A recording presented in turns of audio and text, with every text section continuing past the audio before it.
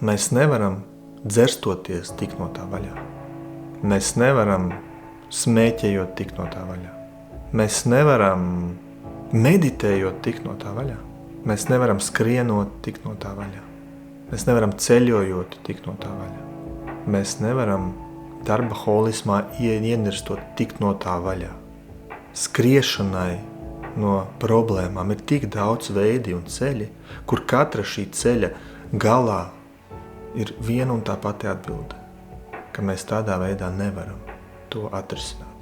Un tad, kad tas tiek saprast, tad paliek tikai viens. Atvērties un nostāties viens pret viens ar to problēmu, kura tev pirms tam lika no viņas izvairīties, skriet, ignorēt un uzņemt šo situāciju, šo jautājumu, tā, lai tu caur sevi viņu izlaidi un gūsti šo pārspēku par šo situāciju, neskrienot prom no tā. Un tikai šādā veidā mēs varam tikt ar to galā, esot stipriem un augot katru reizi, kad kaut kas tāds ar mums notiek. Tas ir viss radīts priekš tam, lai cilvēks, kā cilvēka būtne, augtu un attīstītos.